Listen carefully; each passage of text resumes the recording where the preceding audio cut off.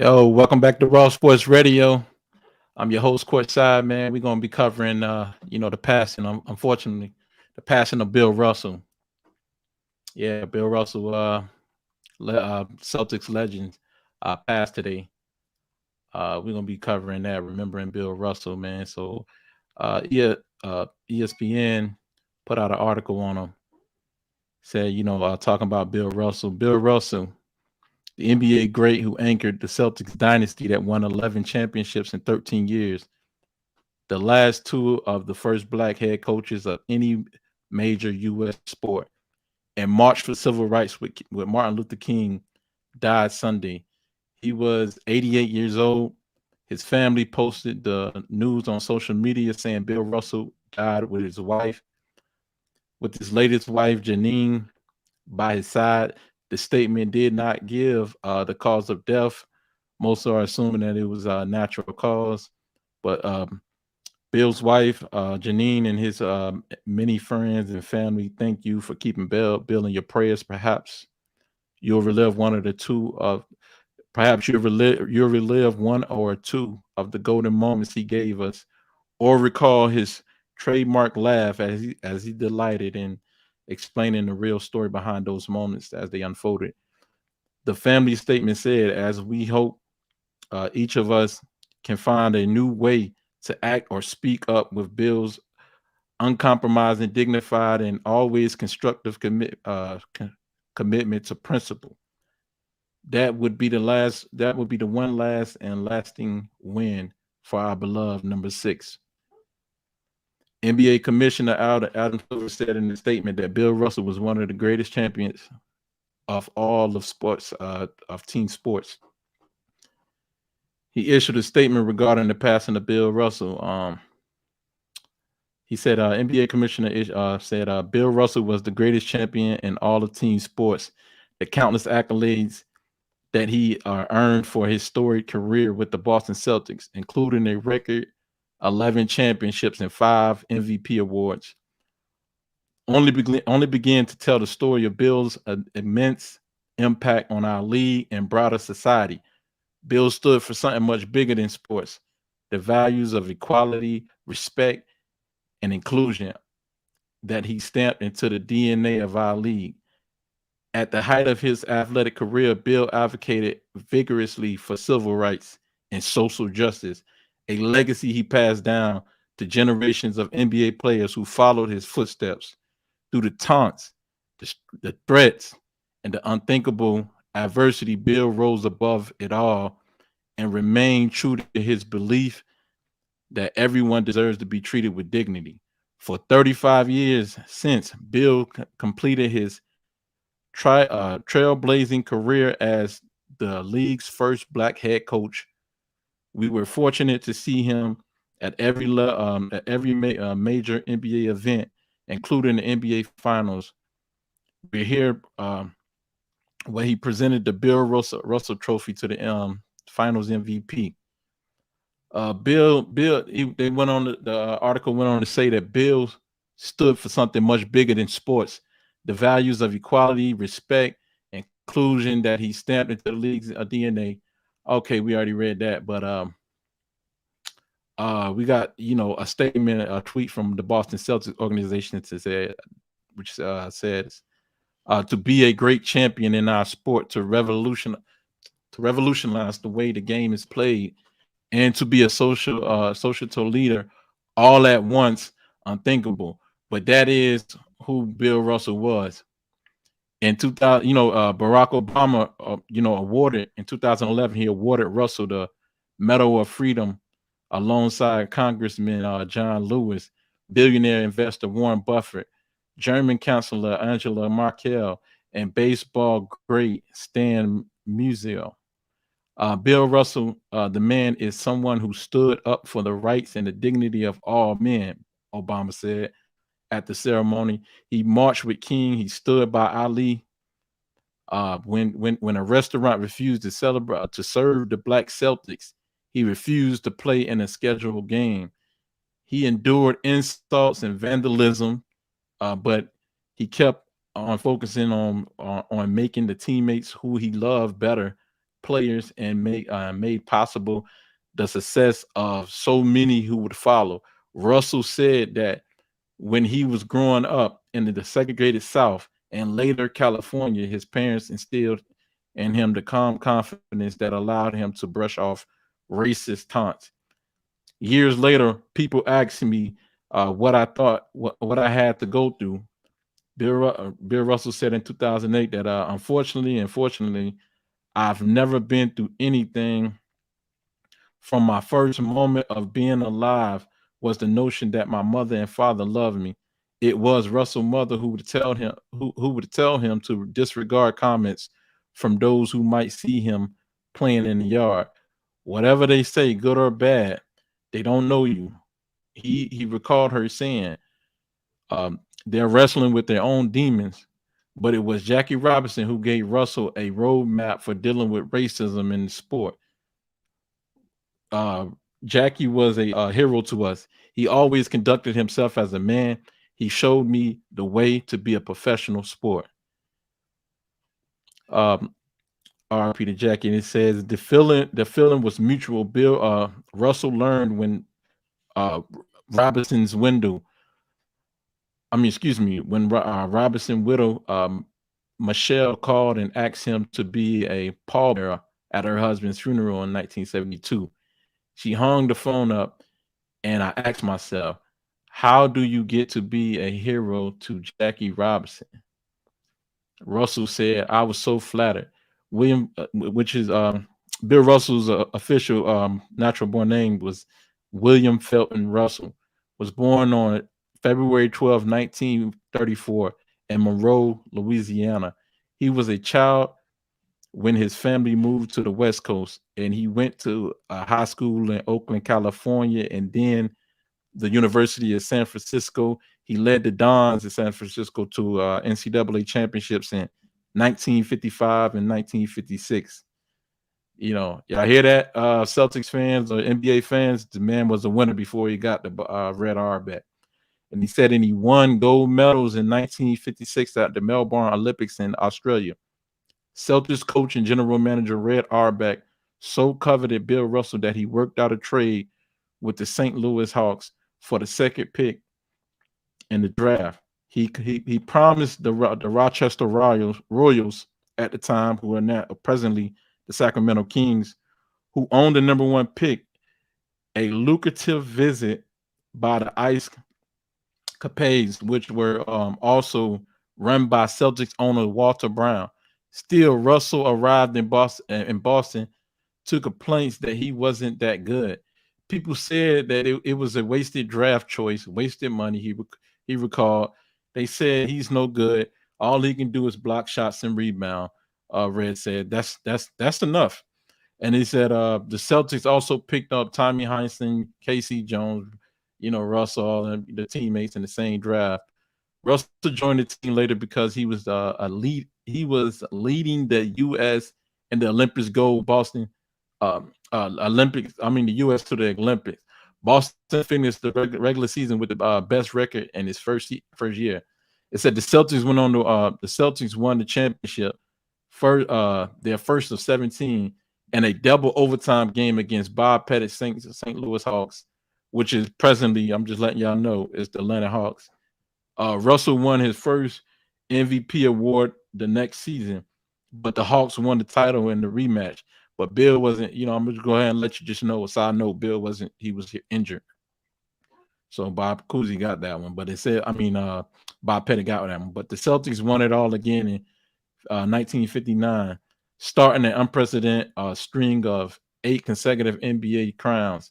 It says a 6'10" center, Bill Russell, never averaged more than 18.9 points, rounded off 19 points during his 13 seasons, each year averaging more rebounds per game than points. For 10 seasons, he averaged more than 20 rebounds. He once had 51 rebounds in a game. Chamberlain holds that record with 55. So y'all know about the rivalries between them two.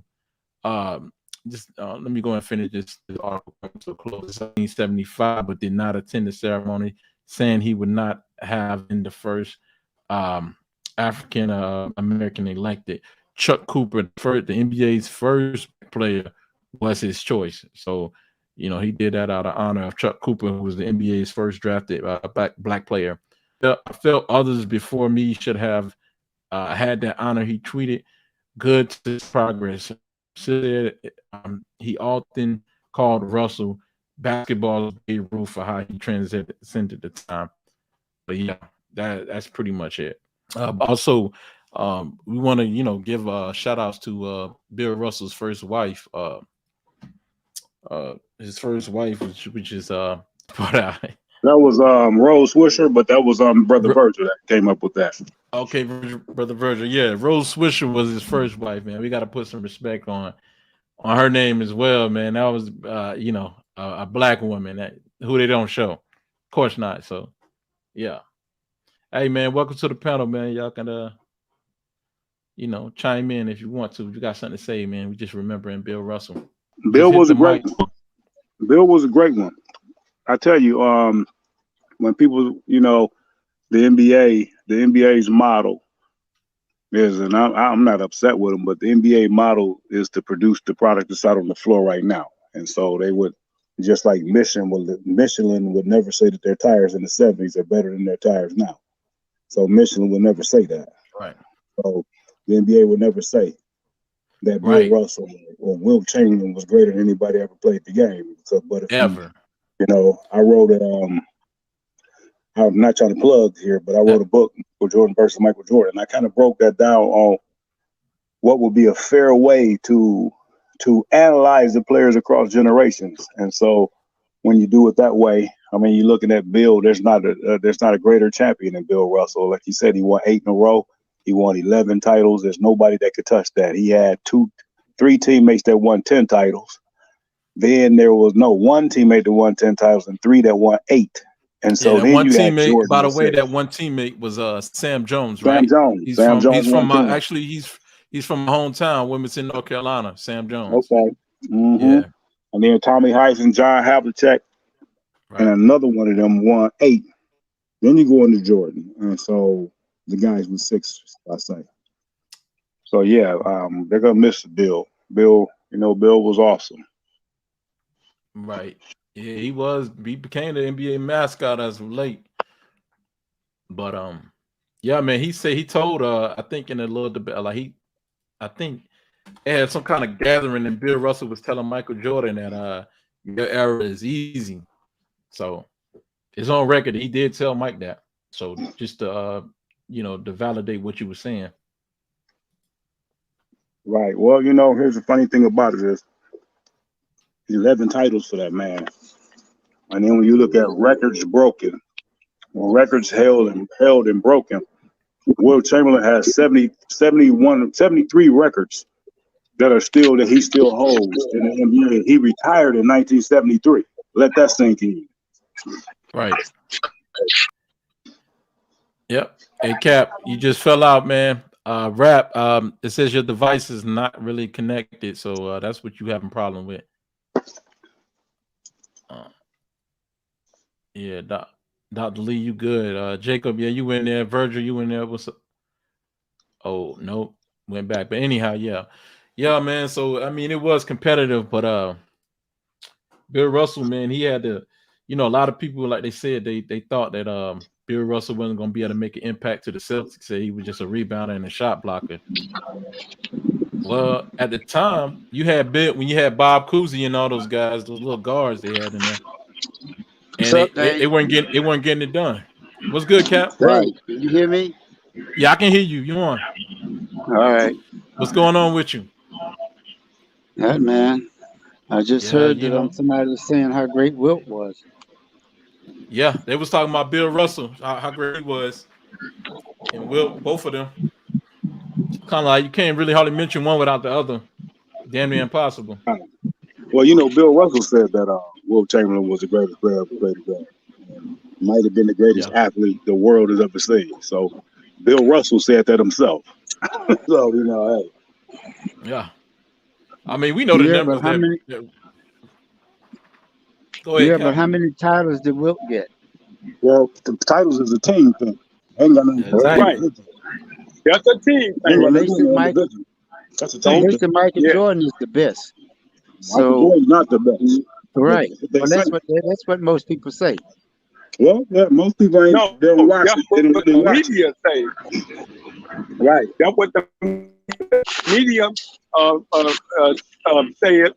But Michael Jordan, you ain't never heard Michael Jordan say out of his mouth that he was the best to ever play the game. Michael Jordan won't dare say that because he know better. Because when you look at let's just be honest, when you judge it by three criteria, again, I wrote in my book called Michael Jordan versus Michael Jordan, the NBA is greatest lie ever told. So when you look at the three characteristics, characteristic number one, who's won the most titles? Well, that's the man that we're here in honor of today, right? Bill Russell with 11, and then behind him was Sam Jones with 10, and then three other guys with 8. So we can't bring up Michael Jordan in the title conversation. Then people can say, well, Michael Jordan won 3 in a row 2 times. Well, Bill Russell won 8 in a row. So again, sit down, Mike. We're still talking about. So then when you go to records broken and records held, Michael Jordan holds no NBA records. 0. Wilt Chamberlain holds 73 records, and he retired in 1973. Let that sink in. Let that sink in. He retired, and this man retired 49 years ago and still holds 73 records. Let that sink in. And then when you go to the third criteria, has anyone ever came and replaced them? Has anyone ever been the next Wilt Chamberlain? You never heard that. You've never heard that. But guess what? We had a next Michael Jordan. He played against Jordan. His name was Kobe Bryant. You've never seen another Michael Magic Johnson, have you? Nope. Have you seen another Larry Bird? Nope. But we saw another Michael in his same time frame. Hey, man, there it is. And there it is. And there you have it. What do you think about that, Dave? Who's this talking right now? Is this Dr. Lee or Jacob? No, it's Dr. Lee. And Jacob. Dr. Lee. Okay, yeah. Cap, I'm gonna let him get a pass for right now. I don't want to take away from Bill Russell. Man, don't do that. I don't want to take away from Bill Russell right now. I want to, remember. Hey, I don't want to make this about. Yeah, that'd be kind of disrespectful to make this about Michael Jordan. You know what I'm saying? Right. Or it can never be disrespectful. I don't ever want to do that. I don't ever want to do that. You know what I'm saying? I don't want to talk about Michael Jordan because Cap, look, I go in with this cat, man. I already told Howard that I would pretty much obliterate your whole book in less than 5 minutes. Well, we waiting to see you do that. That'll be the next show. That'll be the next show. But you know what I'm saying? That'll be the next show. But I ain't gonna take it away from show. But I don't think you can do it because you wouldn't be obliterating my book. You would be obliterating facts, the things that happen for real. So you can't obliterate me. Those are what you call selective facts. Okay. Okay. Anybody can put together a bunch of facts. You're right. Well, two things can be a fact at one time. That don't. You know what I'm saying? So then here's what we asking. Here's what the people asking. Put your book out there and let us see yours. It ain't about a book. And we'll go. All right, then. I don't need a book when I got YouTube. I got YouTube. A book don't make that a fact. That's just somebody's opinion. YouTube don't make it a fact either, right? It just got published, right? Here's the beautiful thing. That's the fact, though. That's got it here, right? Here's the beautiful thing. That's the fact. Bill Russell won 11 titles. That's a fact. Right. That's right. Okay, Michael Jordan got cut from his high school team. That's a fact. But we ain't gonna use Bill Russell as a weapon against Michael Jordan. We ain't gonna tear down one black. We ain't gonna tear down one brother, man. Just to we can't tear Mike down. We can't tear Mike down. Matter of fact, Mike has had these same conversations. Believe it or not, it's a whole bunch of guys that walk around telling Mike he ain't. Mike know he's not the greatest, but it's great for TV. But I'm saying no. But first of all, we got to say this: we can never tear down Michael Jordan and his accomplishments. So just because Michael Jordan's not the greatest player in the world, that does not mean he wasn't great. Man, this is amazing. We talking about here it is. We like what? Couple minutes in, we 20 minutes in, and we gonna spoke more about Michael Jordan and Bill Russell. Man, you know why you gonna do that? You know why you gonna do that? Because Bill Russell played the 50s. It's amazing, man. I like NBA business model, like you just talked about. Can we talk about how Bill Russell was a winner? How Bill Russell was a winner before Red Auerbach. You know what I'm saying? That's a 1 minute conversation. Everybody know that he got 11 titles. Yeah, that's listen, I don't want to gloss over his greatness. Can we talk about the fact that how but he top 50. we He don't top spend 50 in the enough world. time we don't spend enough time on his greatness. We don't elaborate on it enough. But can we talk about the fact that the Boston Celtics really wasn't winning shit without Bill Russell before he came? Most black players was pretty much shying away, trying not to upset the power structure. Say what now? The league wasn't around too much before that. The league was still new. The league was around. The league was around in 1946. They were playing the Harlem Globetrotters. They were playing the Harlem Globetrotters to gain attendance because their attendance sucked. The league was about to go under again, and it just started within the last 3 or 4 years. But what they did was they brought over George Mikan. They brought over George Mikan from the other league, but it was really the Harlem Globetrotters that is responsible for the NBA success right now. If it wasn't for them Harlem Globetrotters, the NBA wouldn't be shit. It wouldn't be nothing. They brought the attendance. The fans wanted to see the Harlem Globetrotters, but and the Harlem Globetrotters in return, they wanted an NBA franchise. They wanted a franchise within the NBA. NBA wouldn't grant them that. So what they had to do, they had to go travel and play abroad. You know what I mean? Like, Globetrotters wanted to be there too, but eventually, man, that one star, man, pretty much, or that rose that really, that rose that grew from the creek, that first superstar in the NBA who tried to be, pretty much modest in the way he approached the game. I'm talking Bill Russell. He crept through the cracks in 1956 when Red Auerbach, when he put together a shice, NBA, when they put together some collusion to get Bill Russell from the Hawks, St. Louis Hawks at the time. Yeah, I don't know how the hell they pulled it off, huh? Same way Lakers pulled off getting Magic Johnson. Same way Lakers pulled off getting James Worthy. Man. That was cheating, man. How you gonna have the #1 overall pick, Bill Russell? You ain't even the worst team in the league at the time. That's happened before, though. That's happened before in our lifetime. It's always happening. They did that with Bird. Bird got drafted. They did that with Bird. They drafted Bird the year before he even got out of college, man. Yeah, because it's draft class. You gotta understand. On an exceptional rule. Yeah, on the rule that was an exception. Yeah, he went to Indiana, so they drafted him because he was draft eligible because of his graduating class. And nobody's done that since. Nobody's done it before or since. No, because they taking them out early now. You can't do exactly. No. You can take them out early. You know That's what I'm saying. I'm saying they're taking them early now, so you don't have to wait on their graduating class to graduate no more. The NBA is entirely different now. That's a straw man. That's based on the past couple of years. They just changed that rule back.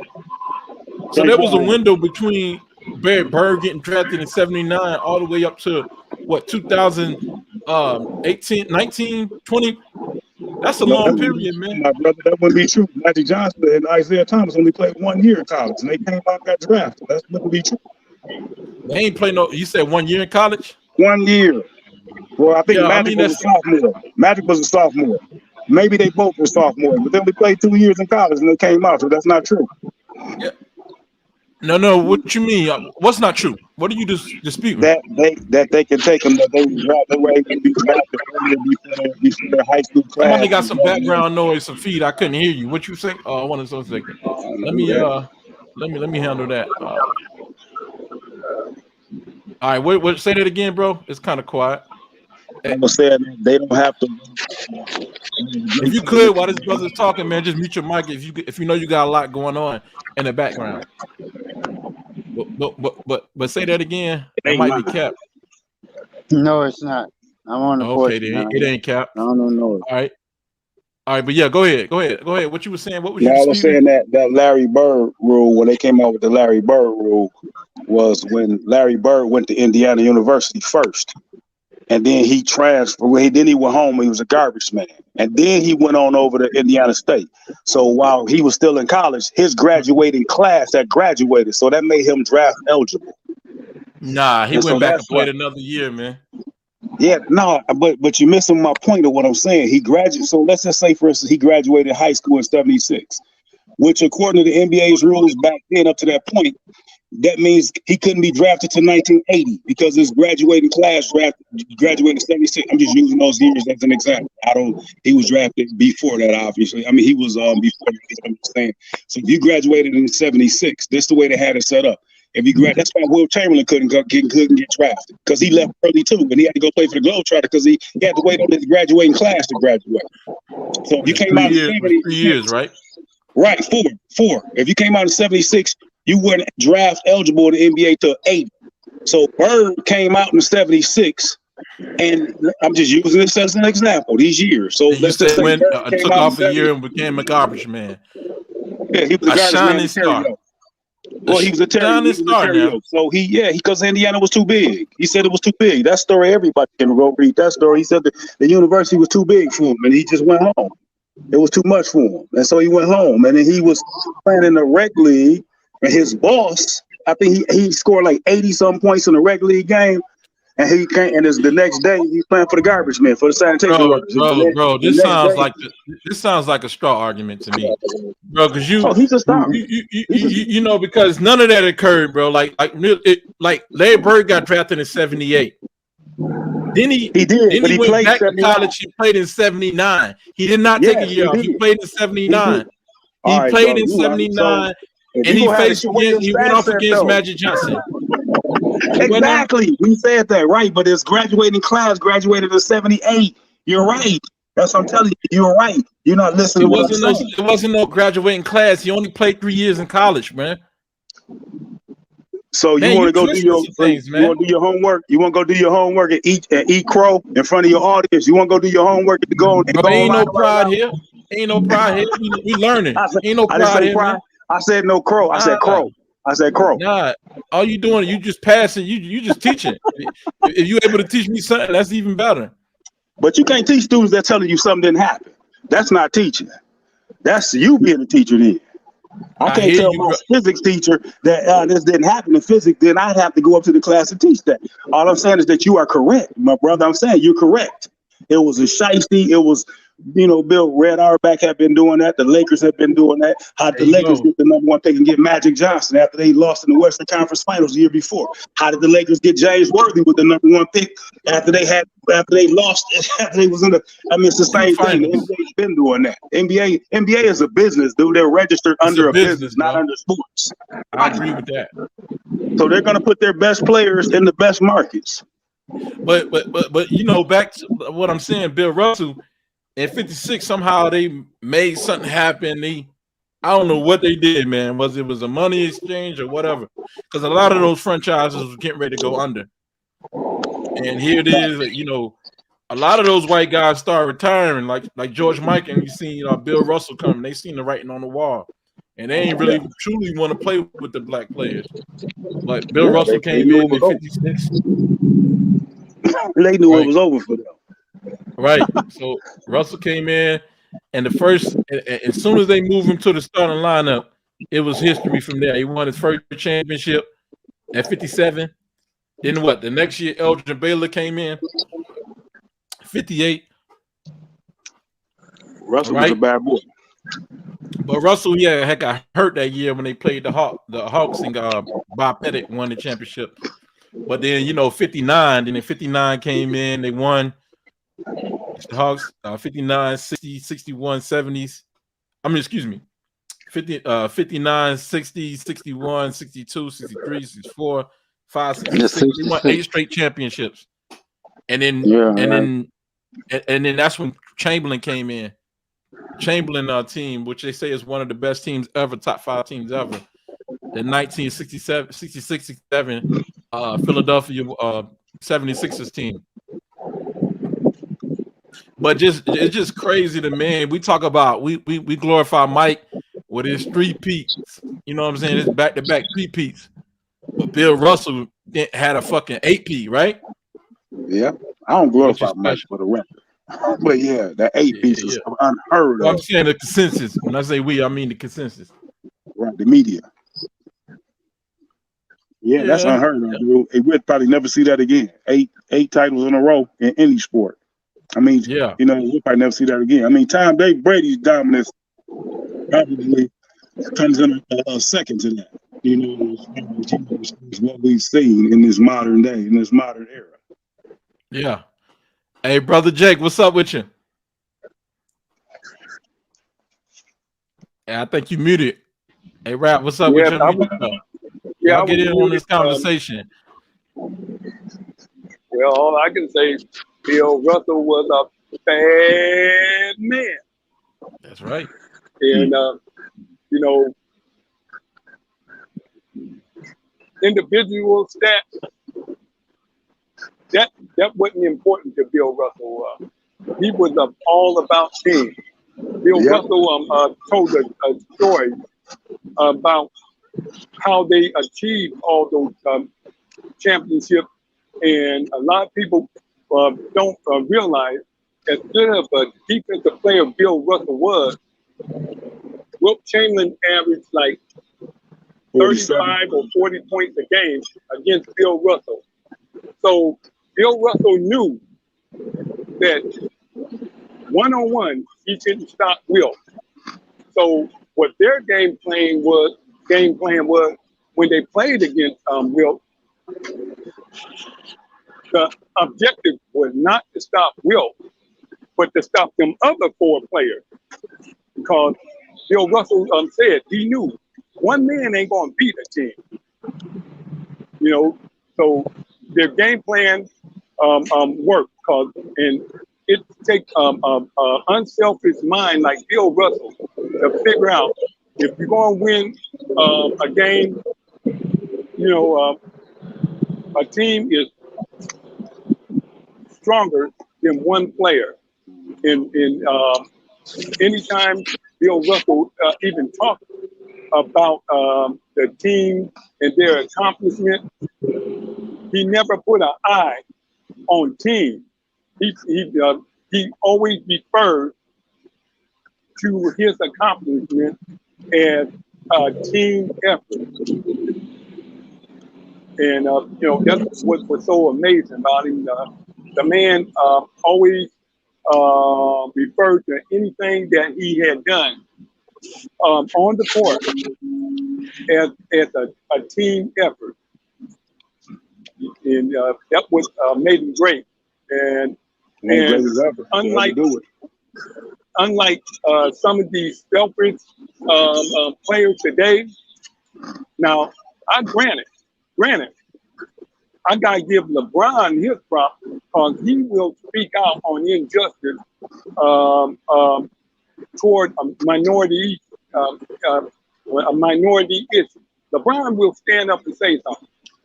Bill Russell, way back in his day, when they couldn't stand his guts and was calling him names, and he was still winning championship for them, and he still was man enough to march with Martin Luther King and hypocrisy, you know, and march with them, and you know, he stood up for what was right, and for those people, you know, that loved what he could do on the basketball court, they were calling him all kind of names off the court.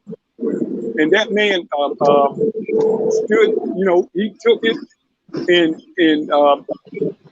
whatever they were doing, he made it work for him.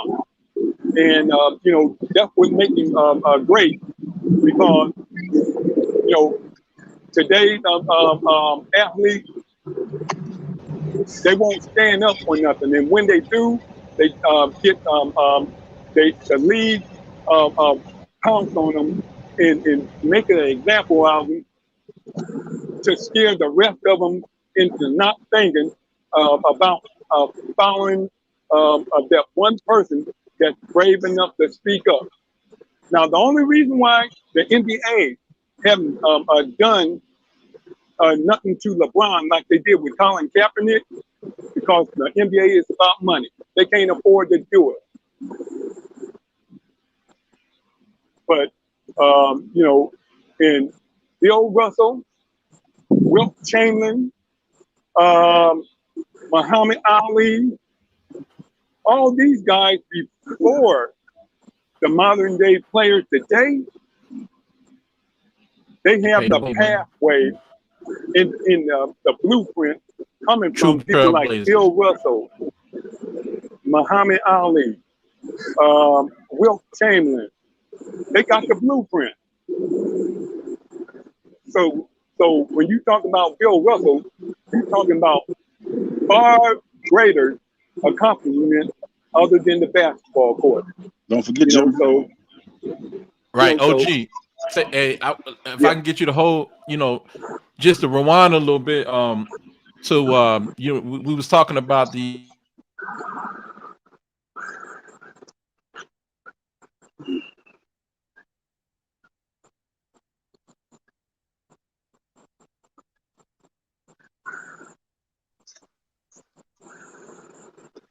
They get bumped. The hosts get bumped. I think the host got bumped. Oh, yeah, I don't hear him. If he can't hear you, you might be on mute. Oh, I was gonna say a lot of people will skip. They skip over the fact that Elgin Baylor was the first one to lead to protest against the NBA, and then of course a couple of years after that, then Bill Russell he began to start the protest. You know what I mean? Elgin Baylor Bill Russell wasn't protesting against the NBA. Bill Russell was protesting against society. Right. Society, same thing. Yeah. But he refused to play a game, so that was kind of like against the NBA. And then the same thing for Elgin Baylor, because they got refused out of a hotel. So Elgin Baylor refused to suit up for the Minneapolis Lakers at the time. Right.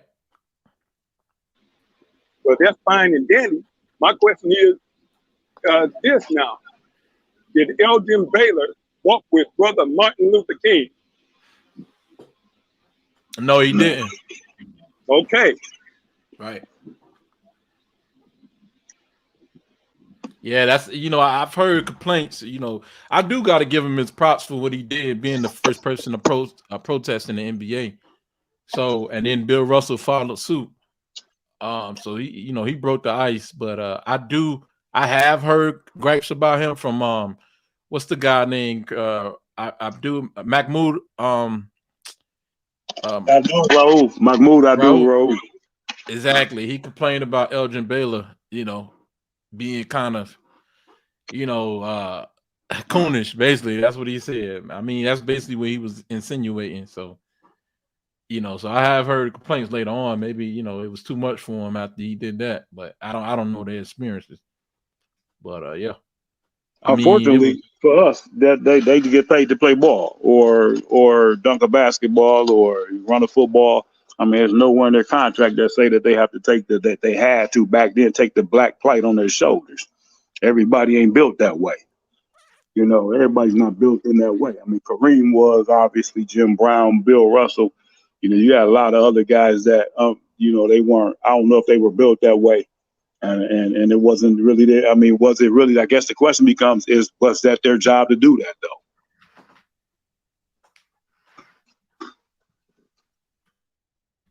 I mean, they're not politicians, but somebody, right. they know their power, they leverage. They recognize that early on.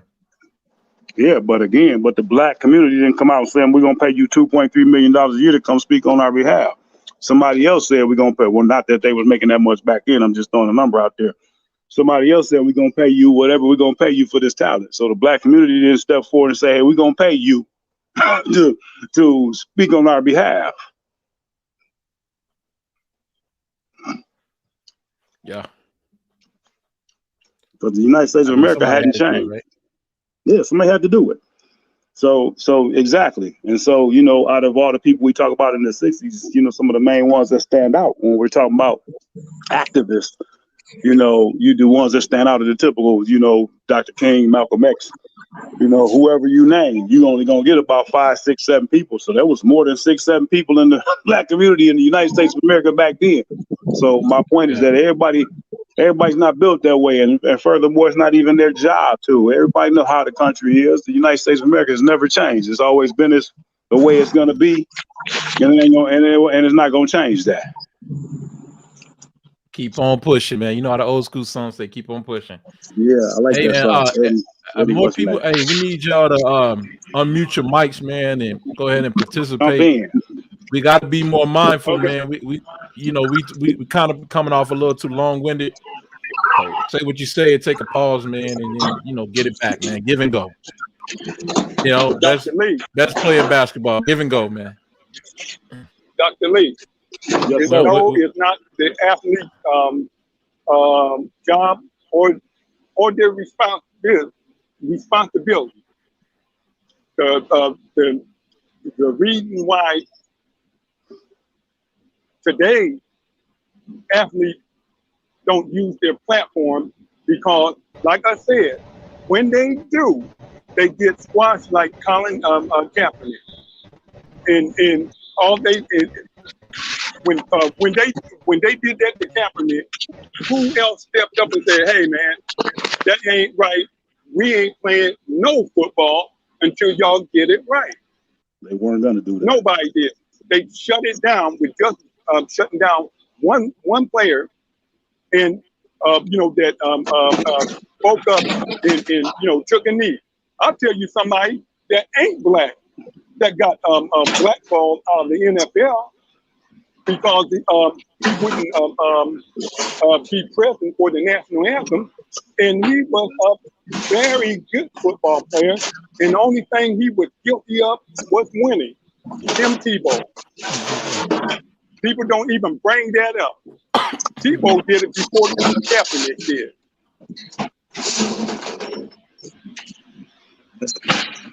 Question. Here's where we fall off the wagon at. Here's where we talked about this Saturday, I believe.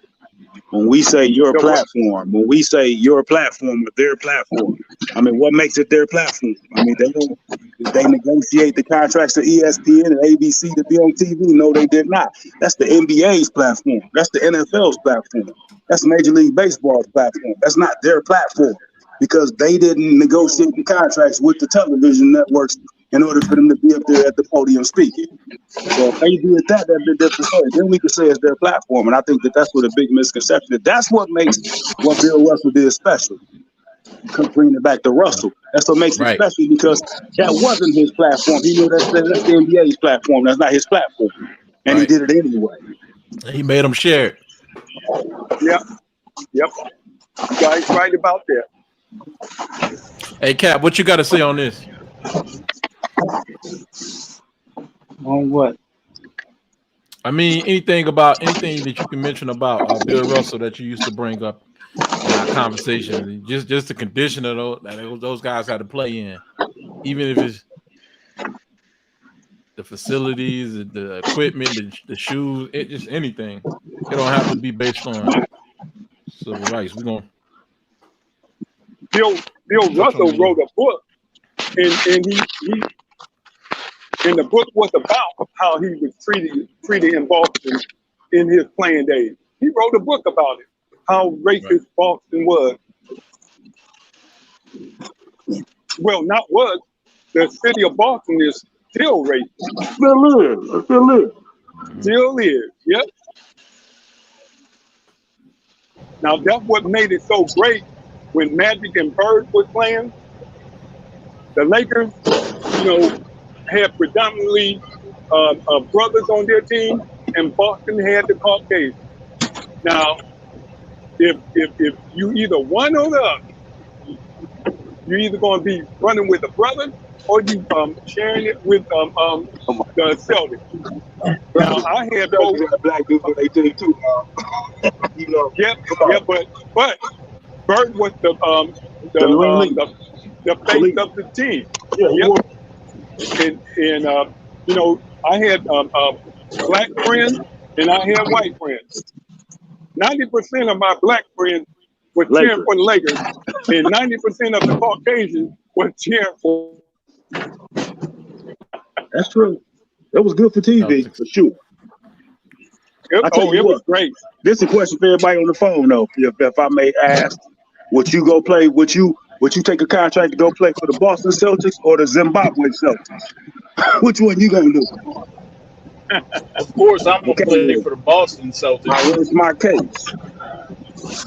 So here's my thing, my 2 cents on the Bill Russell passing and his legacy that he left and everything that we're talking about here today. As Jake just brought, a lot of y'all brought up the conditions in Boston. Be able to play for 13 years, come out of it with 9 rings as a player and two more rings as a player coach in that environment. And just in 13 years, what he accomplished in the league, as well as what he accomplished on the civil rights front, is amazing. And I don't, obviously, I'm only 44. So Dave, I mean, you might be the only one that's younger than me on this call right now. But I didn't get to see any of Bill or Wilt playing in those back in those days. All I have is highlights to go on. But when you talk about the numbers, 20 something, what was it, 22 and a tad rebounds for a career is incredible. Just what he did was incredible, and as a player and as a civil rights leader, I mean, that's a legacy in itself. And I can't speak on, again, like I said, I'm 44, so I'm still relatively a young guy in the room. But what he did was his all time. He's well, what we can't really say. There's no real definitive definition of the word GOAT, but Bill Russell was definitely in that GOAT status. Whatever your definition is, he's definitely up there in that GOAT status when you talk about the all-time greats. So, yeah, but I'm definitely playing for the Boston Celtics, Doc, not the Zimbabwe Celtics. Exactly. And you know what? You know what? Yeah, you playing with the Boston Celtics, yeah, because but at that point, blacks already paved the way and put the work in, dug the foundation, and built the league up. Yeah, so why start over? That's what I'm getting at. But another thing, a misnomer that I'm hearing in these NBA streets is that Bill Russell was just a shot blocker or rebounder. He couldn't really score. The man averaged 18, 19 points a game. He just knew when to employ himself. Like he knew when to score and when not to, when to let his teammates, take over or run the show. For a big man, he also, if I'm not mistaken, he also averaged 4 assists a game, which for a big man, that's not bad for a career. 4.5, 5. So he was easily averaging 5 in his best years. But exactly. And we say Bill Russell was really like 6'9", 6'10", undersized compared to Wilt Chamberlain. He was giving up a couple of inches, 3 or 4 inches on Wilt Chamberlain, and to be able to do the job he did on Chamberlain when it needed him most. Let's not forget. Everybody think that Wilt Chamberlain was the tallest thing during that time. During Russell and Wilt Chamberlain era, there was 13 other 7-footers in the league at the same time. So Wilt Chamberlain wasn't the tallest thing on the planet.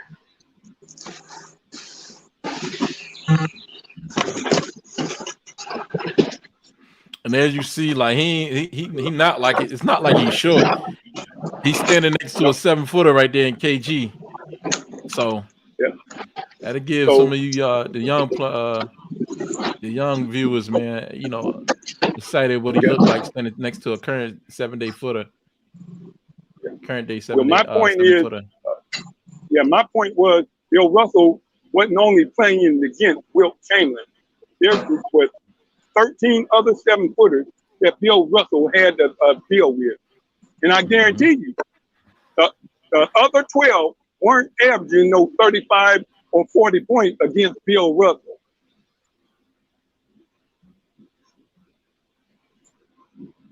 Nah. And a lot of people don't know Bill Russell could run the floor. Yeah, he was a deer out there. He could run the floor. Yep. he would outrun a lot of his opponents. On the Just floor, put it like this: he would keep up with Giannis. Yeah. Oh yeah. Giannis be tired messing with Bill Russell. Yeah, it's like you said too, Dave, earlier. He was a champion before he got to the league, playing in San Francisco too. So he already had the basketball acumen to know exactly what it took to be a winner. He already had that in him. Now, maybe him and Giannis would have been chasing each other down the floor, and it would have been a great matchup. Now I don't know. This might be another angle for y'all to debate on. I don't know if his game would have translated. I don't know if he would have been getting all them rebounds in today's game. But why not? I think that what he did in civil rights, what he did in 3-pointers, he would have more rebounds. But what he did, I was going to say, what he did in civil rights, that's fine, Jake. What I'm saying is, I don't know if that correlation would have been the same as his civil rights correlation, because he still stood what he did back then, and what he did, what players like LeBron James are doing now, like what you were talking about earlier, Jake. It's still on a supreme level. Yeah, yeah. What he did, yes. Hey Jake, I'm listening. You do got to consider. I don't say that he would have averaged as many rebounds as he did back then in today's Why game. not? They're missing more shots. If you're gonna ask me why not, then is that a rhetorical question, or are you gonna let me answer?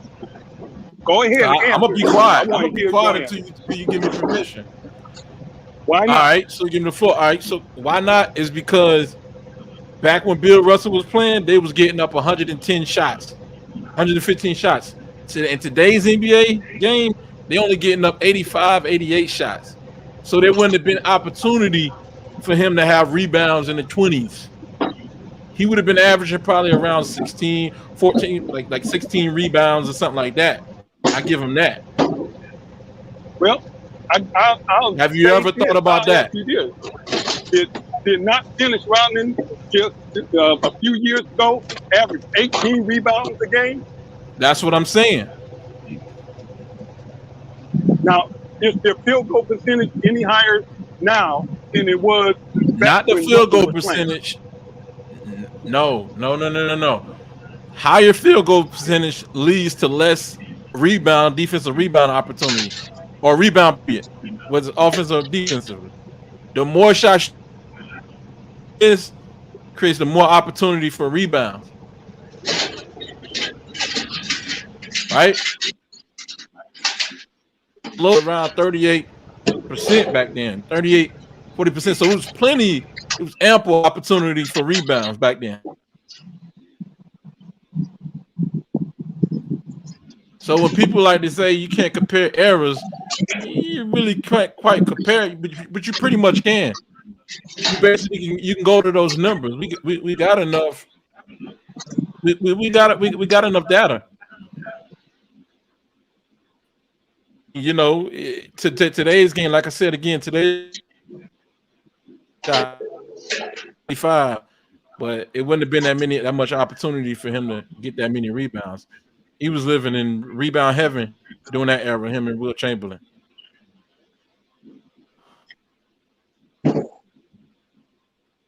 With people launching, you got centers launching 3-point shots now.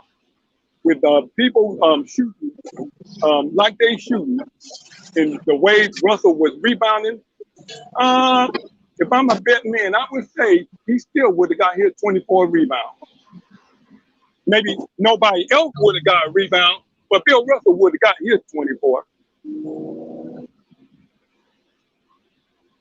Now his teammate might be getting 3 or 4 rebounds a game, but Bill Russell, with the shot opportunity and they taking now, and where he played at on the floor, yeah, he would have got his 24, but the rest of his teammates, now their numbers might went down, but nah, Bill Russell's numbers wouldn't go down on the board.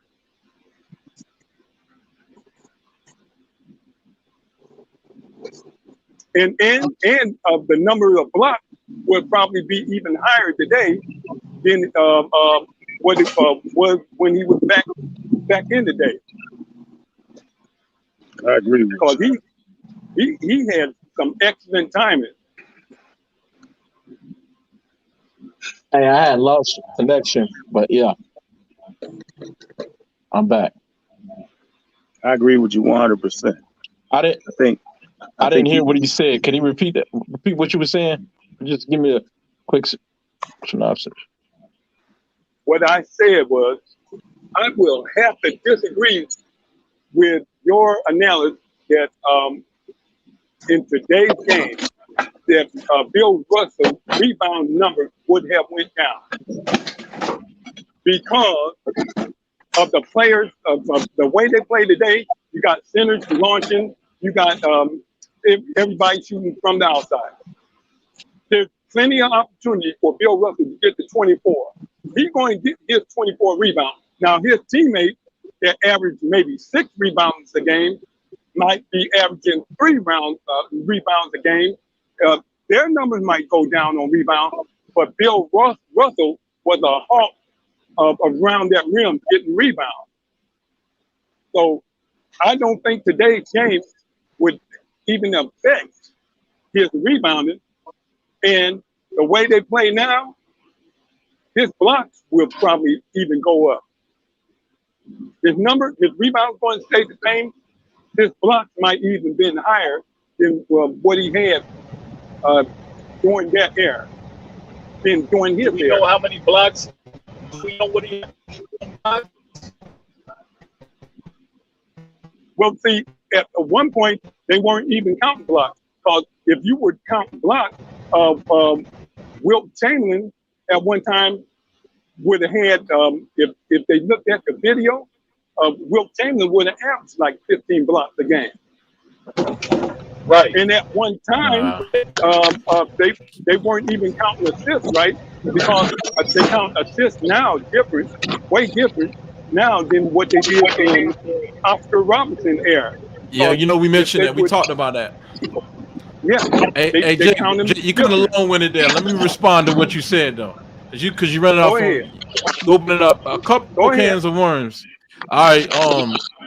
And we trying to get one big fish, fry one big fish. All right. So, first of all, like what you were saying to your other point, you said that the way the game is played today, they shooting 3-pointers. Well, because of the fact that they're shooting 3-pointers, that lead to long rebounds. So Bill Russell being up under the basket, most of those rebounds, a lot of those rebounds are going to guards. You need to watch the video. Bill Russell. No, what I'm saying is, hold on. What I'm saying is, the shorter like layup, closer shots lead to shorter rebounds. Longer shots lead to longer deflections off the rim. Most of the time, and right, half the time, right. Majority of the time, long rebounds long shots lead to long rebounds. But then again, another point you had brought up that he would have more shot blocks, and that's the thing in this era, in this style of play, this Euro basketball they're playing today. They bringing the big man out of the paint, so now he's not. So they render him. They neutralizing him. They're neutralizing his blocking ability by bringing him out on the perimeter. That way, if say you doing the pick and roll with Anthony Davis and Bill Russell got to come out there on the perimeter, now Russell Westbrook, he about to feast inside against your guards, against your KC Jones. I like your thinking, but I still. But I'm just saying, where it is about matchups. I still don't believe you realize how athletic Bill Russell was. I hear what you're saying, but today's game, the way it's played, Euro style, they're bringing the big man out of the paint. So therefore, nobody ain't got to be scared to go in the paint because they're bringing him out with a big man that can shoot the 3. So he has to bring his ass out of that damn paint. So he can't be comfortable sitting there. Listen.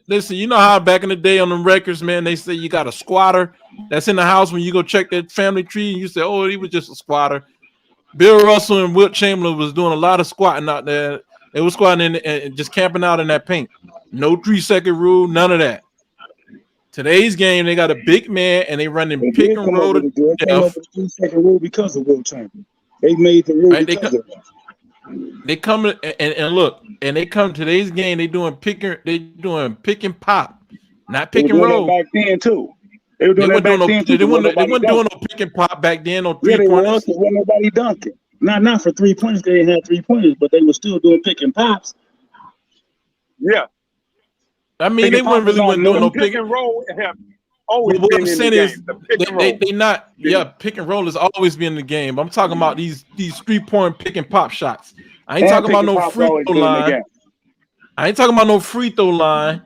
I'm talking about, you know what I'm talking about, straight out to the 3-point line. You better sprint out there 22 feet away from the basket. Exactly, or it's cash up. Right. Yeah, exactly. Well, because it made more sense. I mean, if everything counts for 2, then you get as close to the basket as possible. But now that you have 3 why would I try to exactly? I understand that point, but the point I'm using it for in this case, why would I try to go in and score against Bill Russell when I know he's a great shot blocker?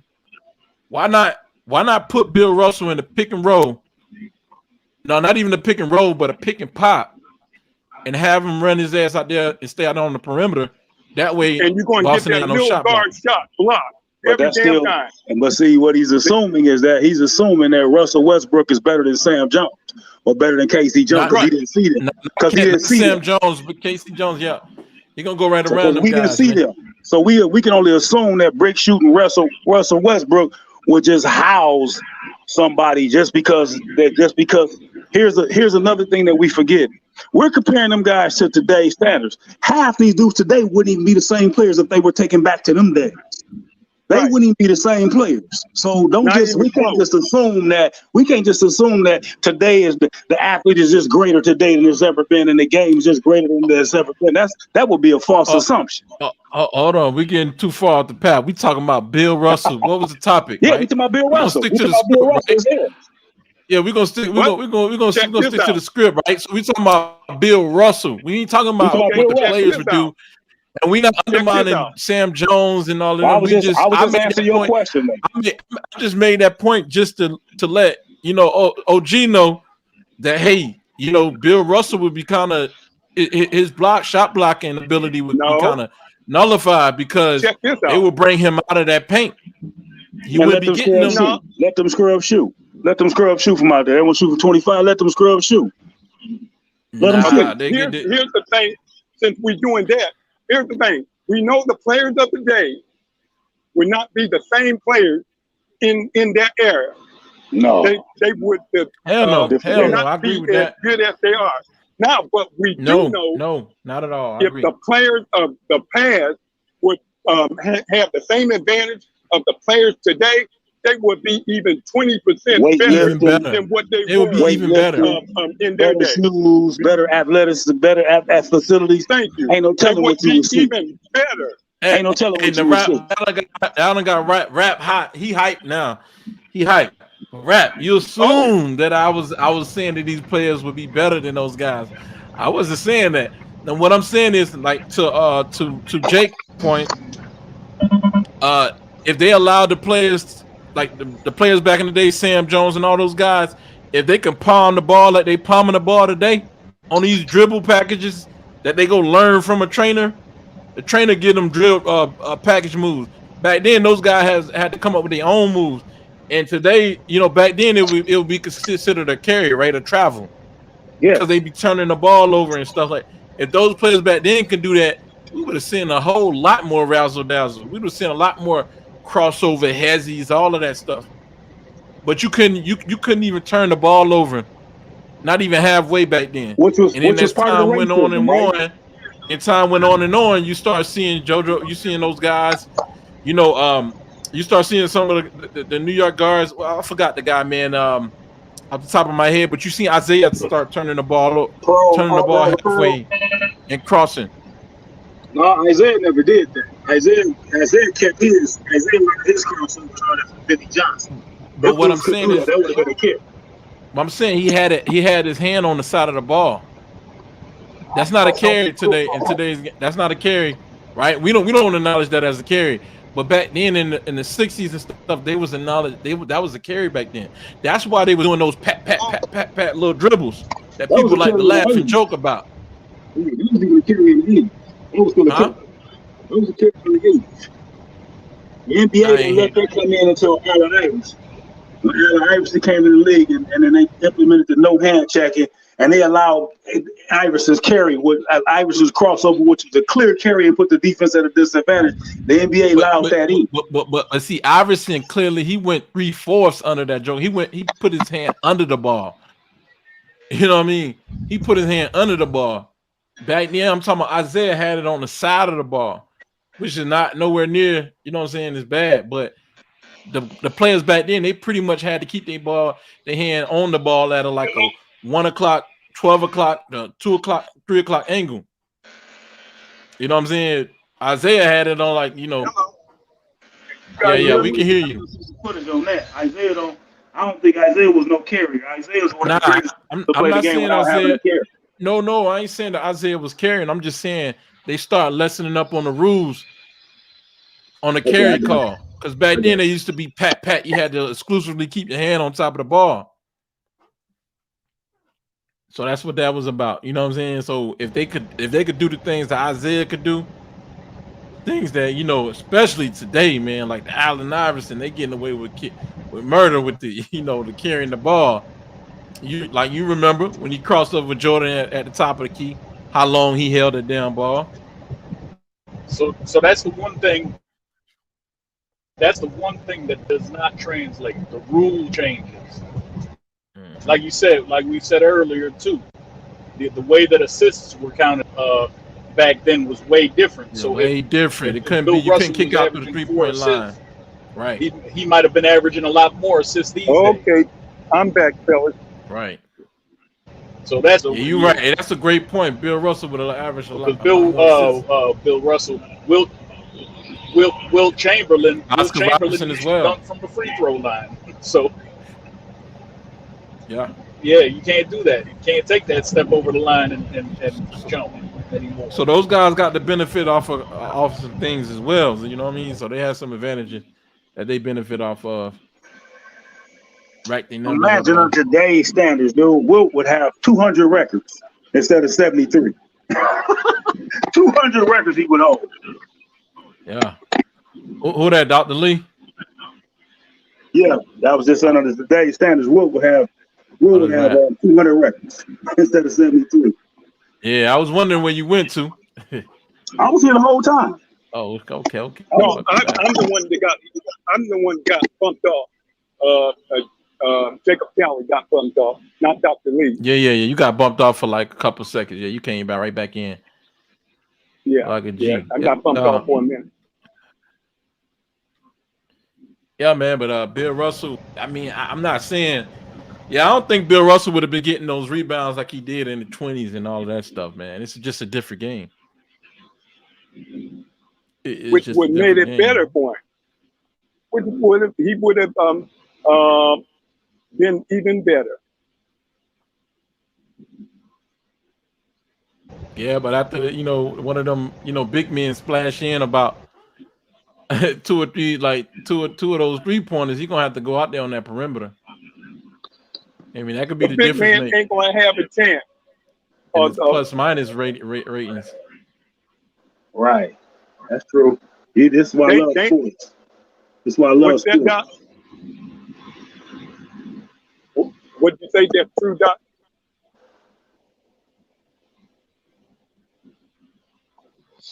Mike is messed up. I missed that last point too, Dave. I missed your last point too. If you could repeat that. No, I'm saying it would start to take away from his plus minus. Like say if he put out 18 points, or if he put out 16, but you're giving up 16 points, and you know what I'm saying, or you're giving up 18, that goes against your plus minus. Right. So, in today's game and this analytical era that we live in, those coaches on the bench would have been like, we gotta get them off the floor. All right. Yep. Right. Yeah, they would have been like, "Oh, we got to get them off the floor." It's an analytical error right now, and we That's what I still love trying about to sports. perfect the game today. We still trying to. This is what I love about sports, though. Because you'll never hear anybody in the business world saying that Mark Cuban is a better businessman than J.D. Rockefeller, just because they ain't seen J.D. Rockefeller. In the sports world, people go on fantasy and can talk about the product that they see today and discount the product that we didn't see. That's the beauty about sports. Because nobody would dare say that in business because they know better. But we don't know better in sports. Right. I'm going to educate them jokers, too. I'm going to get at them. I'm going to collaborate. Trust me, I'm going to collaborate with my OGs and get their approval before I do so. But yeah, so yeah, it got to be taught.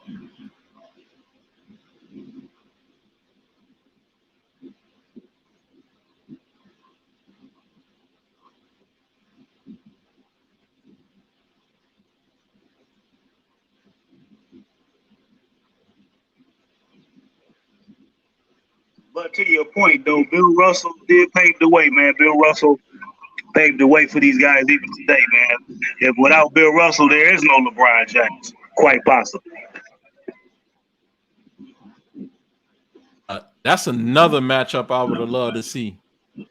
Bill Russell, had the defense assignment to guard LeBron. I'm talking before LeBron, developed his little 3-point shot. You know what I'm saying? So LeBron would have got ate up because he sure LeBron would have a hard time getting his shot off against Bill Russell. Exactly. He might get 6 points a game against Bill Russell. They allow LeBron to be a bull in the China shop, and ignore a lot of but he ain't gonna bully Bill Russell. Lowering his shoulder. Well, a lot of people think he will because LeBron is 270, 260, 270. Bill Russell only 220. And yeah, but Bill Russell today in LeBron's era would be 270, and LeBron and Bill Russell there because he wouldn't be able to do the steroids. LeBron and Bill Russell there would be 205. Wouldn't be able to do them steroids, did? Be a different story. He did. You're right. He did get on them steroids. It'd be a different story. Yeah, Bill Russell would have been at least 240, 250, 245. It's not 270. He's taller than LeBron, right? If LeBron could be 275, who's to say that Bill Russell couldn't be 270? Nah, he would have stayed at a weight that could have, affect. Now you assuming. Right. Well, I'm saying 270 is going to make it hard for him to be as mobile. You assuming. Will Chamberlain weighed 275, and he was the fastest dude in the league, ran a 10-200. That's true. That's true. I stand corrected. Good point. Damn right. And ran a 4.540. And high jump 7.2. Yep. And was lifting 600 pounds. He was benching 600 pounds. Out benched Arnold Schwarzenegger on the when they was doing Conan the Barbarian. Oh, I know, man. You preach to the choir. LeBron benching about 250. LeBron benching about 250. But I knew I was going to tell Jake that he said he ran a 4.5. Yeah, 40. Sure, man. The man ran a 4.4.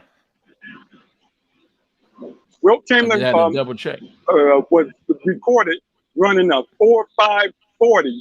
Even faster, man. 4.40, man. A 4.4, man. Olympics. Represent the Olympic team in the high jump.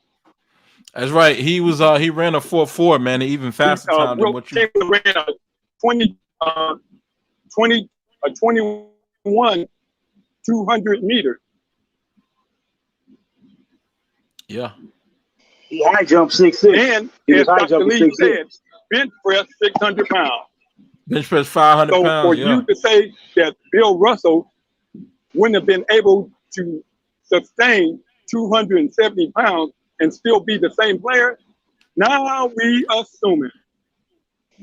Nah, yeah, I'm pretty much speculating, saying that he probably wouldn't. I ain't saying what he can't do. He probably wouldn't want to take on that much weight, but yeah. You're assuming, Why wouldn't he? That's why I said the key word probably. Why wouldn't probably was the key word, my man. Probably. Why wouldn't Bill Russell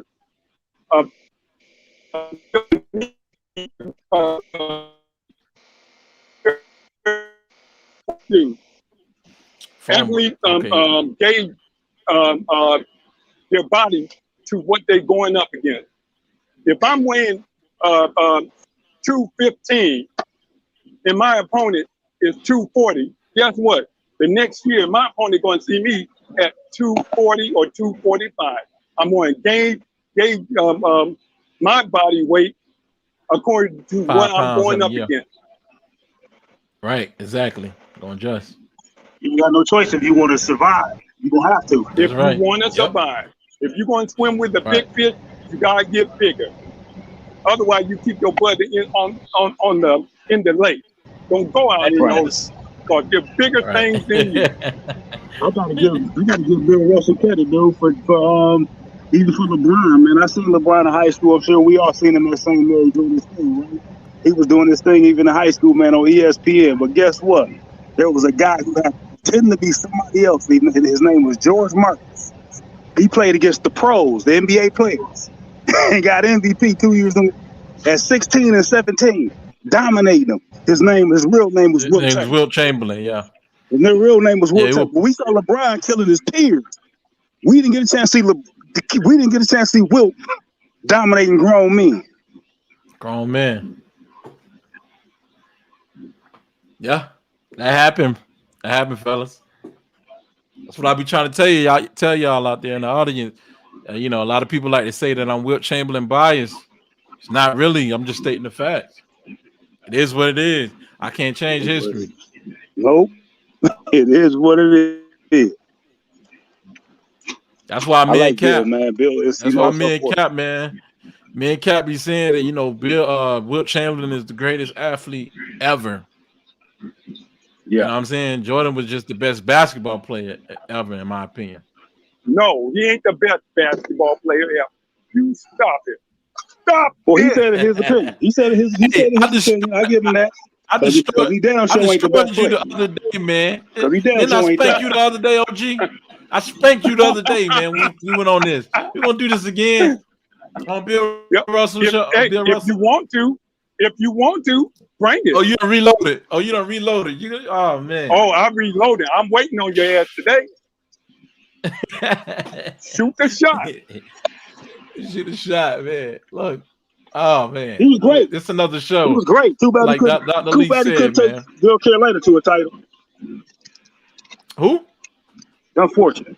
I said it's unfortunate. As great as he was, he couldn't take North Carolina with 6 first-round draft picks on the team. That he couldn't get him past the Sweet. He couldn't get him past the Sweet 16. As great as he was, that's unfortunate. Oh, okay. That's unfortunate. I see the bait you laying out there, but I know what it is. Isaiah Thomas left as a sophomore, and you can't even name who he played with in college. Magic Johnson left as a sophomore. You can't even name who he played with in college. Yet Michael Jordan played with 5 NBA first-round. Here we go.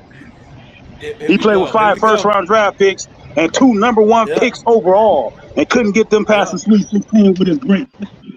As great as he is. All right, here we go. Like I said, only man can stop Michael Jordan was Dean Smith. All right, let that sizzle in your spirit. Steve Alford said he stopped him, and then Vern Crosby said I stopped him. I shut him down too. Who said they stopped him? He couldn't get past the field at 32 against us. That's what Vern Crosby said. Steve Alford said I can't even hear what you're saying, man. You have to run that back. I said Vern Crosby said not Vern Crosby. Vern Fleming said I shut Mike down in the field of 32, and we sent their asses packing. We sent them home. And then Steve Alford said the next year we sent him home in the Sweet 16.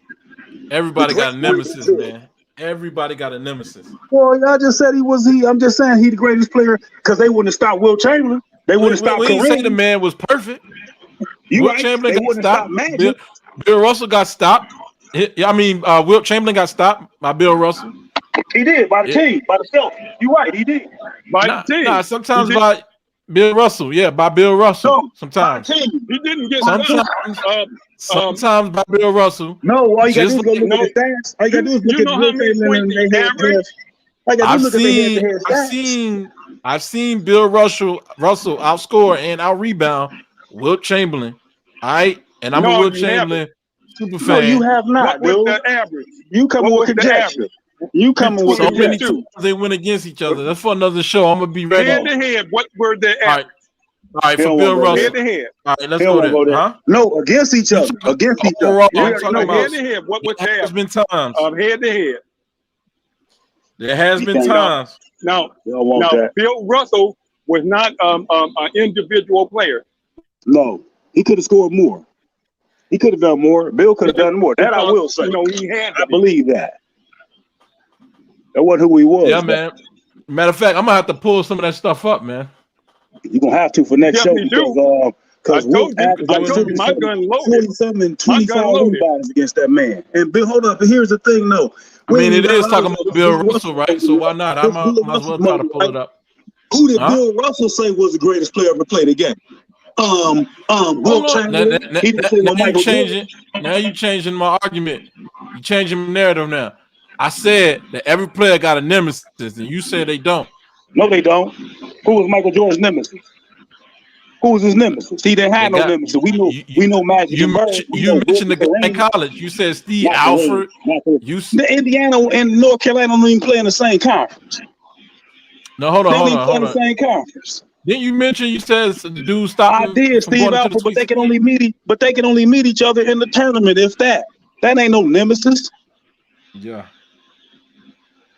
You'd have been better off saying Len Bias than Michael Jordan. You might have been better saying that. No. I'm not gonna make your argument for you.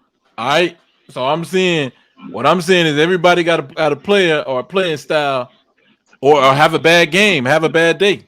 You know what I'm saying? But that must be when Bill Russell outscored Wilt Chamberlain, like you just said. That must be when he had a bad day. Because on the averages, he got smoked. Of course, look at the load.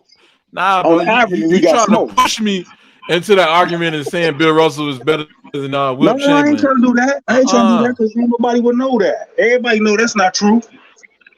Nah, I ain't making that argument. Them two brothers are good friends, man. I'm gonna go by. You know what? I'm gonna go by. Yeah, I know they're good friends. Very good friends. I know they're good. Yeah, they were very good friends. At first, the NBA tried to make them like rivalries and shit like that. You know what I'm saying? They have to. They try to turn them against each other. The money.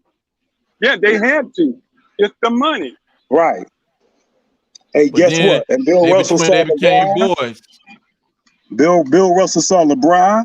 Bill Russell definitely saw Jordan. He saw Isaiah. He saw Dominique. He saw Larry Bird. He saw Magic. He saw all these guys. Kareem. He saw all these guys. And who did he say? The winningest guy in sports history. Who did he say was greatest player ever? Wilt Chamberlain. Now, he didn't say Jordan because he ain't smoking nothing. He'd be saying something like that. You have to be smoking something to say Jordan was the greatest player ever. Hey, man, did Jordan try to get at your wife or something, man? He couldn't get my wife because I was center to her. That's the difference between me. I ain't like it. I ain't built like all the rest of the dudes. I'm sitting my Michael Jordan telling you better get over there and get that. I need some new shoes. Get it. You better get it. While he's still looking at you. I need some new shoes. You said you a center over there? Yeah. I ain't built like that. You know what? Yeah. Are you a pimp? And she better go. She better go. You a pimp? I'm an opportunist. I'm an opportunist. I'm an opportunist. I can't give her what Jordan can give her. You better go. I can't give you what he can give you. I understand where you're coming from, bro. Hey, he like fuck all that feelings and shit, man. I understand where you're coming from. You better go with the money, baby. But I can't give you what Michael. I only want to feel the bad presidents folded up in my pockets. Go get Mike. Unbutton that button. Girl. Get your butt over there, man. Yeah. You better go, baby. If you don't go, I know you stupid. And you get divorced anyway. All right, man. So I had to do it to you, man. I had to go back and look up the stats. But you wanted me to look up the game where he outplayed him, man, in 61, right? Both of them still fairly young, still young. And they met up, and Bill Russell outscored him 28 points, 28 rebounds, and 27 rebounds. Right? Yeah, he averaged what? He scored on that night. Bill Russell scored 28 points, 28 rebounds to Wilt Chamberlain, 27 points and 27 rebounds. Okay, cool. But go to the averages. We talking about the average. And he shot 66%. We talking about the average from the field goal. You just said. I ain't say no average. You said average. This is what you said. No, I know that's what we said. But you just said when you were talking about when I was talking about Steve Alford and Vern Fleming shutting Mike down. You just said Mike could have had a bad game. Okay, so that's one game. I'm saying everybody got a nemesis, right? Reggie Lewis from the Boston Celtics, right? Reggie Lewis from the Boston Celtics. Look, Jordan used to have a hard time getting a shot off against Reggie Lewis from the Boston Celtics. Jordan didn't have no nemesis. Nobody played defense on him like Reggie Williams. Man, come on, dude. Jordan from the Celtics, number 35. Yeah, ain't no player perfect. Another game, Bill Russell put up 22 points, 26 rebounds against Wilt, 26-27. I mean, they had some close matchups, man. Another game, Bill Russell outscored him 26 points, Wilt's 22. You know what I'm saying? So, I mean, they in there, man. They got them games. That's all I'm saying. Oh, they had to have some games for the majority of the time. Wilt Chamberlain to respect somebody, that person had to be able to make him play. That's the reason why he respected Russell, because Bill Russell was one of the few players that would make him play some basketball. He knew he couldn't step on the court. And Bill Russell was smart, man. Bill Russell let him do his thing, man. But when it really mattered, at the end of the game, that's when Bill Russell would clamp down. They call it the Celtics curse, man, because Wilt just couldn't do nothing with him when it really mattered. Well, but you got to think about that's why a lot of people was trying to call him a loser. No, Wilt wasn't no loser. Only heard one word. That's why I said why a lot of people was trying to call him a loser.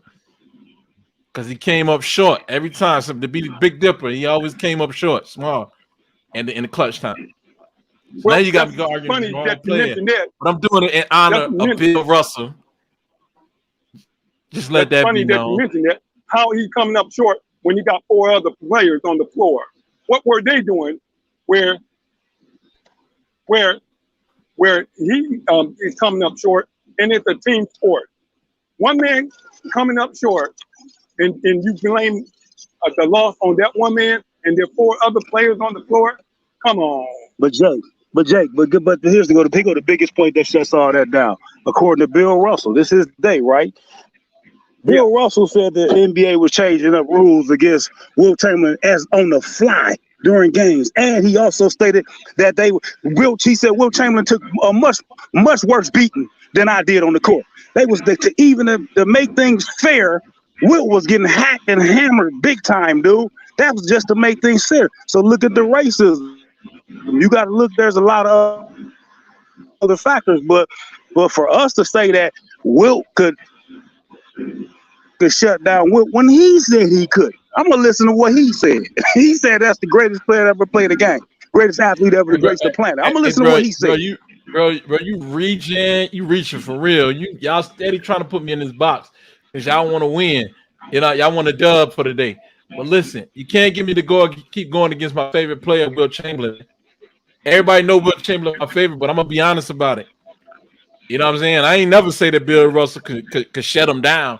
He just stopped him in pivotal moments. That's all I'm saying. You might need to find, you know what I'm saying? I'm quite sure one of these white guys will come on here, one of these Boston fans, I'll come on here and argue you, give you the argument or debate you want about Bill Russell being better than Wilt Chamberlain. I'm quite sure I might can set that up for you. But you gotta admit to yourself when it really mattered. When it really mattered in the clutch, Bill Russell he shut him down when it really mattered, man. This is why Will had such a workload on him. Go ahead, man. This is what I would say about Wilt and Bill Russell.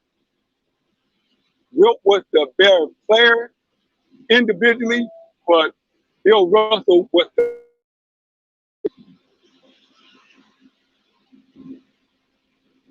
Hey, say that again. Bill Russell was a better what? Teammate.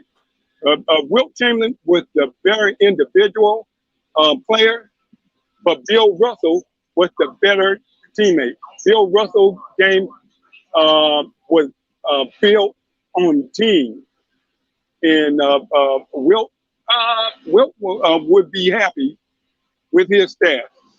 Bill Russell, right? If he had the same numbers as Wilt Chamberlain had, and only had what 1 or 2 rings, Bill Russell would be upset about that, because Bill Russell was about winning championships, making his teammate better. He's a better champion. Difference. Yeah. Big difference. He had the mind of a champion. But Wilt Chamberlain did have Hal Greer on the team with him. Billy Cunningham, the Kangaroo Kid. So it ain't like, they assembled that team for him the year before or that year. And then he had that team the next year, and then he just quit on them and left and went to LA. Or he got traded, really.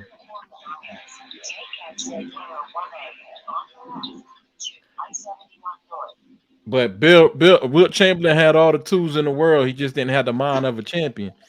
That's why I said that makes the difference between the two. That does make the difference. Because Bill Russell's game was predicated not on stats, but his game was built on winning. And 8 championships in any league. Hell, you win 18 championship in the Pee Wee League in a row. Oh, you have done accomplished something. Yeah, any league. You go, any league, even in a bowling league. If you win 18 bowling titles in a row, oh, you done accomplished something. I mean, it's all about winning. Yeah, man. I agree. Bill, we can't. One thing we can't say. To Wilt's defense, though, Bill Russell did have a better team. You know what I'm saying? This man was going against an all-star team in the Celtics. Okay. Here's the thing. Yeah. You imagine flipping Wilt to Boston and Bill Russell to Philadelphia, whatever team Wilt was playing on. If you flip-flop them, it still would come out the same. Russell will have more rings than Wilt due to the fact a team wins more championships than that one individual. Because Wilt himself did not fit in. His game did not fit in with the team, with the Boston organization. Yeah, because Wilt would have had to learn team concept, though. It would take at least a Red Auerbach to mold him into that. Because without it, Wilt, like you said, Wilt would have been went into his individual and chasing stats. Yeah, stat pattern. That's why people so many what you're talking compare him to LeBron. What you're talking about is being a better leader. What you're talking about is who's a better team leader. And we see that a lot today too.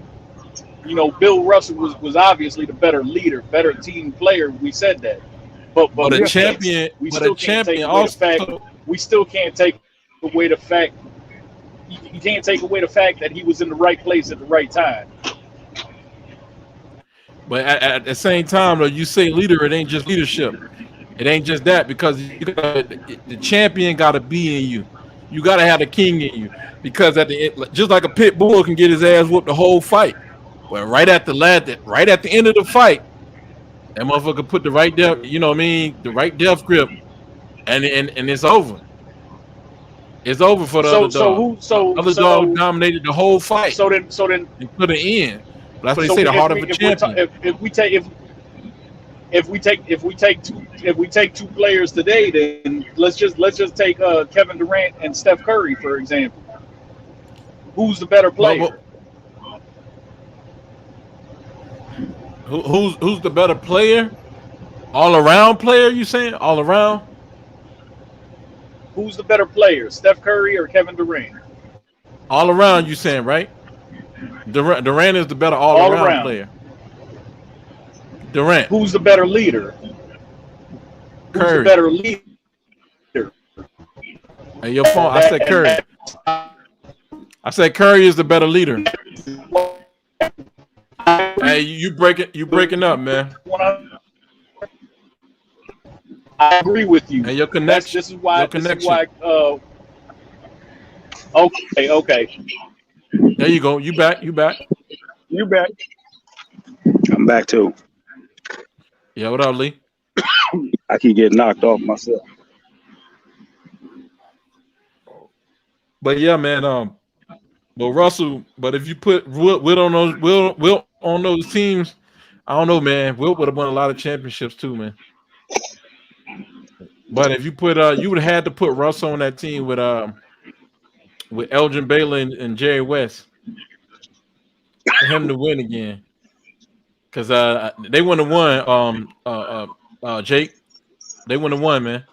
Because you put Bill Russell on that Warriors team, with nobody around them, they ain't going nowhere. Wait a minute. How there's nobody around? Final. It wasn't nobody on Wilt's team, really. One man is getting them to the final. It wasn't nobody on Wilt. Yeah, it wasn't nobody on Wilt's team until he went to the 76ers, until he went to Philadelphia, left Golden State. Then he got with a team. Hal Greer, Billy Cunningham, the Kangaroo Kid.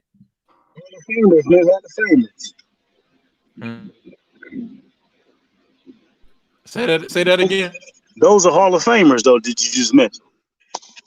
Right, but that's what Wilt joined up with in Philadelphia. You know, because he was out there with the Warriors, in Golden. It was the Philadelphia Warriors, and they moved to go to California, and that's what he was out there with until they traded back for him to the 76ers. I think that was the Nationals at the time. The Nationals, yeah, who moved to Philadelphia and became the 76ers.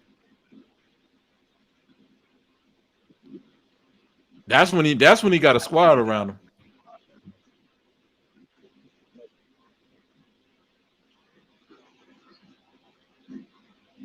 And like you said the other day, Jake, Chet Walker was a hell of a player. Yes, he was. You know what I'm saying? Wilt, he had some scores around him then at that time. That's why he won that championship of 67. He finally put a team around him.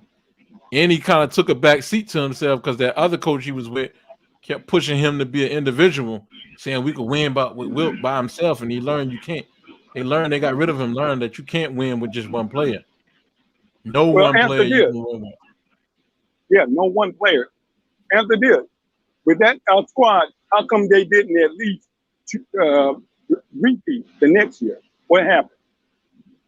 Bill Russell and them knocked them out. They ain't repeat. Now they got They didn't repeat. Will I think did Will get hurt that next year?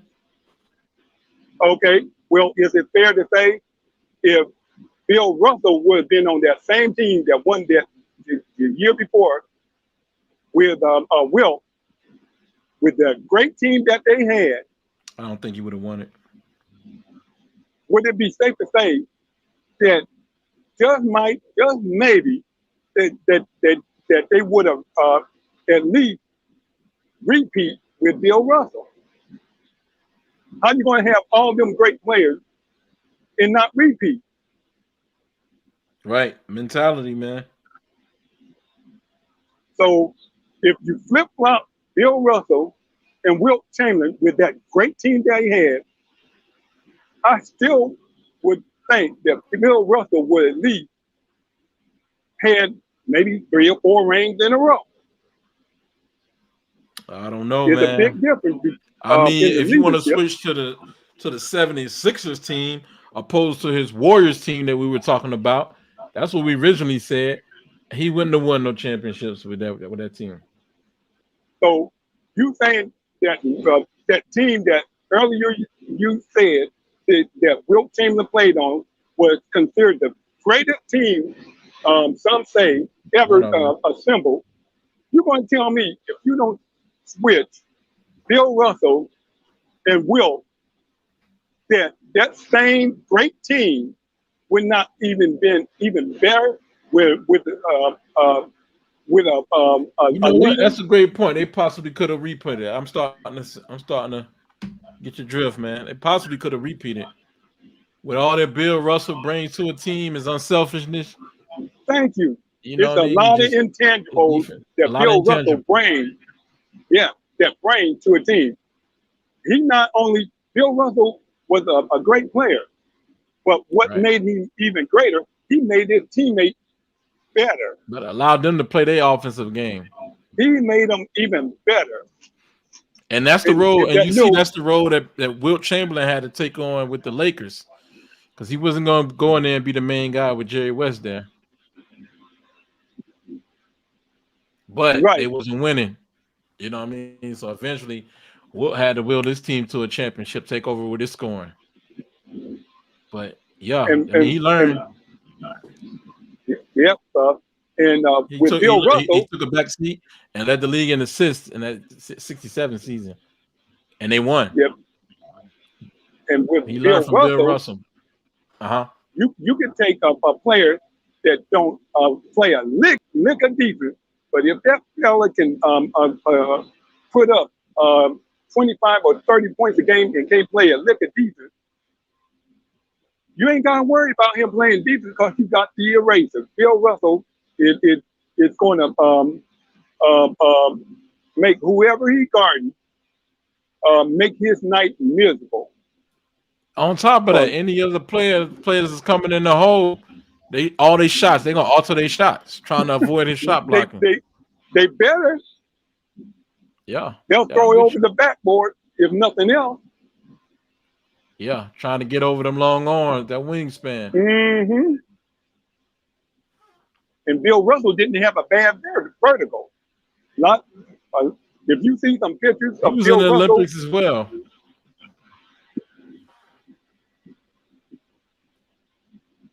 Okay. What was his event? Do you know?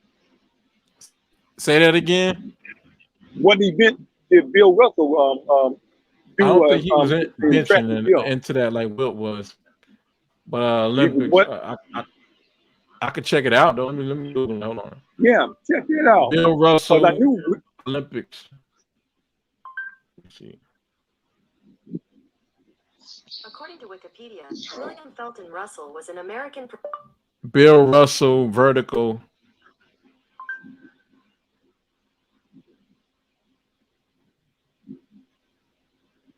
Yeah, they don't put it on here. Yeah, it's not listed on here. Well. Oh, okay. It's probably on here though. Somewhere. But you can look at pictures of the. I seen him get up. I seen him get up. And if by the same token, if you would see some pictures of Wilt Chamberlain up in here, both of them, when they jumped off the floor, at times their chest was over the rim, literally. There's some pictures of it. You said, hold on. You said their chest was over the rim? Yeah. They could both jump that high where when they go up to block a person's shot. What were they playing on a 9-foot rim? Huh? What were they playing on a 9-foot rim? If you want to call it 9-foot rim, yeah, you call it a 9-foot rim. I mess with you. I don't know about their chest. I don't know about their chest over the rim, man. Maybe their head. Yeah, their chest was maybe over the rim. Maybe their head touching the rim or something. Maybe their eyebrows over the rim or something. But and here's another note. It was said that Wilt Chamberlain have been known to touch the top of the backboard with ease. Of course. And Bill Russell wasn't too. So at 7 foot. David Thompson as well. David Thompson also. All right. At 7 foot, you got 3 foot. Now from the rim to the top of the backboard, that's at least 3 foot. So that puts your chest over the rim. They still got a long wingspan, also, man. But Will Chamberlain, yeah, but I don't know about Bill Russell, but yeah. I'm telling you. Shoot, Bill Russell would jump up to block a shot and the ball hit him in the face. He's up so high. He done mess around and over jump the ball and the shot hit him right in the face.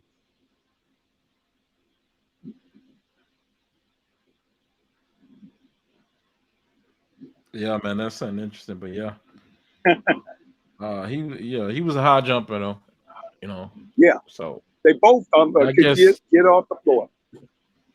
Yeah, man, I guess that's that, man. We pretty much exhausted this conversation. Now unless somebody else got something to add.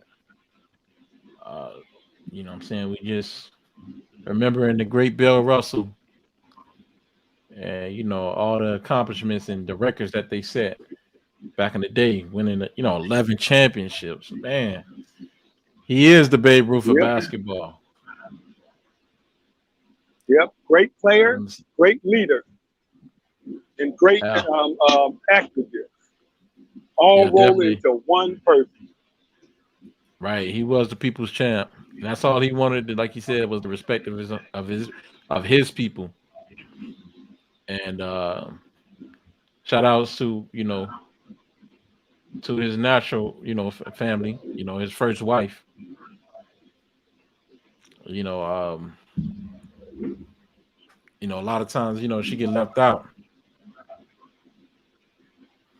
So just want to show some love that way. What was her name again?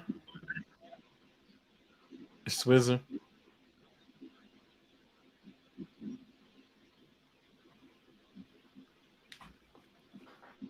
Yeah, man, I'm doing a couple things, but yeah, Rose Switzer, man, this is who you're looking at. Him and her and Bill Russell, man, her husband. Happiest days of their life, man. I think they got married back in 56, I believe. But yeah, I think that's pretty much it for this show, OG. Okay. Appreciate y'all, man, for tuning in. The ones who did, man, R.I.P. Rest in peace to rest in power, rest in harmony to Bill Russell, the first NBA Black star. Man, we appreciate you, man. We're gonna keep your name alive. Make sure legends, like they say, legends never die. So we're gonna sign out Raw Sports Radio.